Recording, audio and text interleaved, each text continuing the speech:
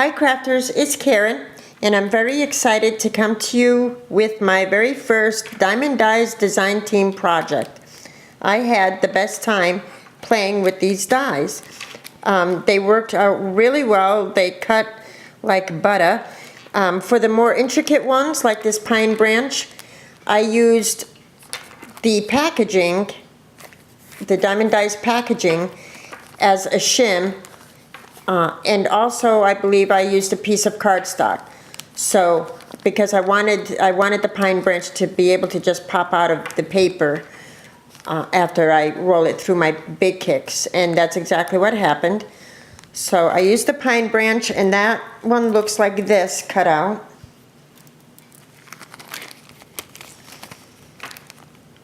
Really cute. This is a really sweet die.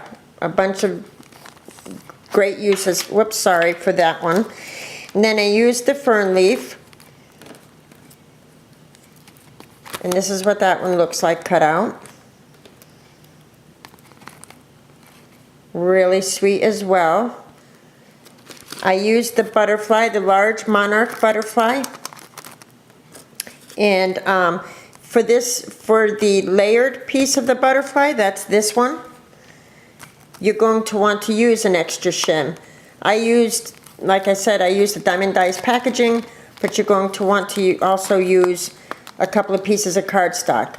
That way, all of the intricate pieces come out without a problem, you know. Really sweet. And then that's the base piece. And then, of course, I also used the realistic roses. And those cut out look like this. So those are the dies that I used for my project. And what I created was I altered a balsa box. This balsa box can be found at Hobby Lobby. They have 3 different sizes, and this is the smaller size. And I think it came out really cute. I was very pleased with it, especially with the crackling job. And there's the back side. And the side. I really like the way the crackling came out. And then the front. So the first thing I did with this box was I took out the original like elastic that they had here. Then I went over the whole box inside and out with white gesso. And then I painted it with this Craft Smart Cafe Claro color, because I knew I wanted to use a crackling effect. So I went over it inside and out with this acrylic paint. Then I used my Folk Art Crackle Medium. And the trick to getting your crackling to come out nice using this is to be generous with the crackle medium and wait till it dries. I mean, completely dries. And then to be generous with the coat of acrylic paint that goes on top of your crackle medium. And I used my warm white acrylic paint by Americana. I love this color. So that's how I achieved the crackling in my box. The light just changed. It was sunny, but now dark clouds just came in as soon as I turned this camera on. There you go. You can see the crackling there. Really cute. I didn't bother crackling the bottom, of course, but I did go over it with the warm white acrylic paint. And I did the top of the box as well. So after I achieved the crackling effect that I wanted, I used my Tim Holtz tattered clock die, and I cut it out of chipboard. Then I went over it with my different Lindy Stamp Gang sprays and Tattered Angel sprays in the brown color. And then I used my Heidi Swap bronzer spray, and also my Goosebumps, so that I achieved a texture within the clock. I cut the clock in half and laid it on the top side of my box. And then I took a doily from Julie, the paper bag lady, and laid it you know, below the clock there. And then I took the, what is it called, burlap paper that you could find at Joann's, and I used my Tim Holtz styled labels, the large size of this one.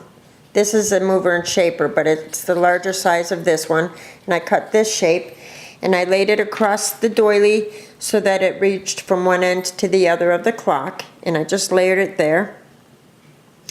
And then I started layering my pine branches and my ferns. Really cool. I did distress the box and the fern branches and the pine needles with vintage photo, and I thought it came out really sweet. So I just did a lot of layering with all of the ferns that I had cut.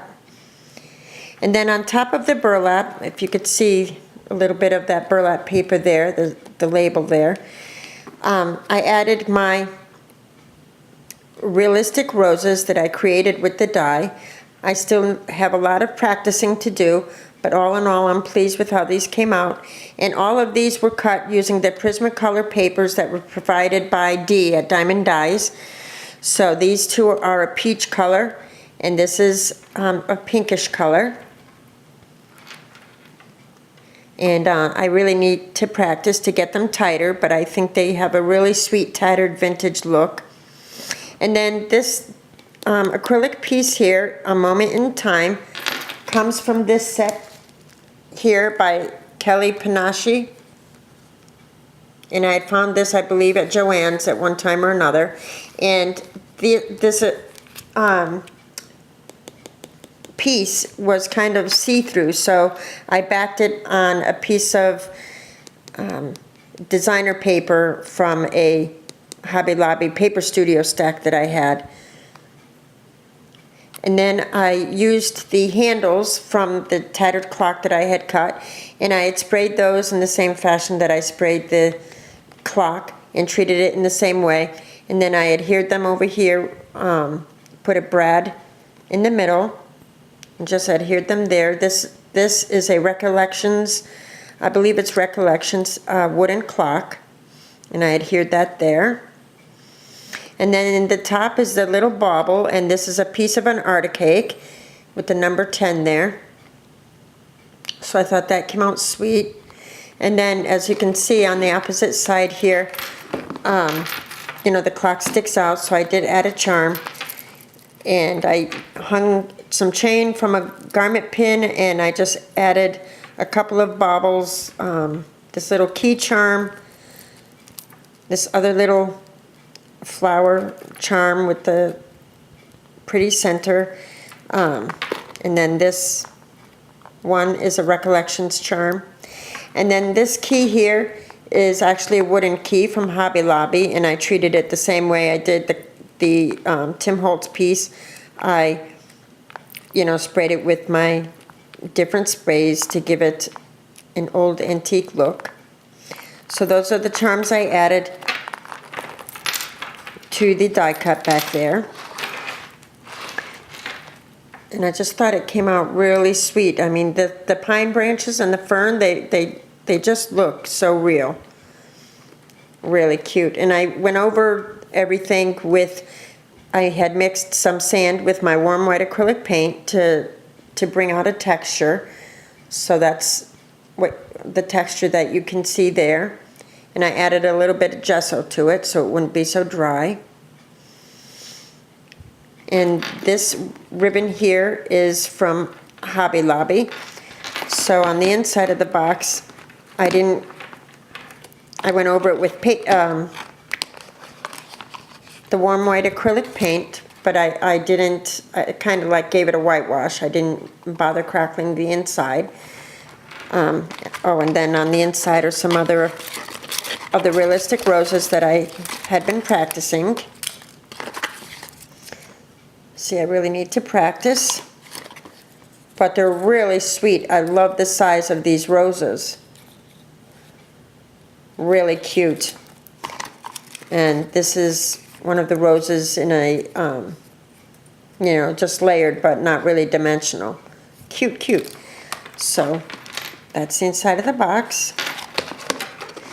And then to go along with this, with my altered box, I created, or I altered a small paper bag, and I did it in the same style to mimic the box a little bit. I used the Habitat papers that Dee had sent from Recollections, and that's the paper you see here on the back. And I went over it with some lace and burlap trim. It's a little card here to jot down a sentiment. And then the back side of the bag looks like this, and I used a vintage piece of music paper. And then I did the same thing as the box. I layered my pine branches and my fern leaves, and this time I had cut my pine branches in that like maroon or brick red color, and I thought it came out really pretty. And then across here I used another Tim Holtz styled label. I put Time Flies. These are the butterflies that the Diamond Dyes butterflies layered. They look really pretty, and they're huge. They're such a good size. And this clock piece here is from Hobby Lobby, the Paper Studio. And this piece where it says Timeless is also from the Kelly Panache acrylic or whatever stickers. This is the other half of the Tim Holtz tattered clock piece in here, with another Diamond Dyes butterfly that I layered, and I also used some gesso to highlight different areas of the bag. And I went over the bottom with some lace and trim from Hobby Lobby, and this blingy trim is from Michaels. So I thought it came out really cute. I could use this as my card and just write my message on the little tag there. But I really love the way the fern and the pine branch and the way the butterfly came out. They're such sweet dyes, and they're perfect for this time of year. So I'm going to leave the link to Diamond Dyes in the description box. Remember, if you would like 10% off your order plus free shipping, use the coupon code Karen's Friend. This coupon code will end October 15th, so take advantage of it while it's available. And there you go. There's my first project for Diamond Dyes design team. I thought it was really cute, and it was a lot of fun to play with these dyes. So thanks so much for watching, and I'll talk to you soon. Bye now.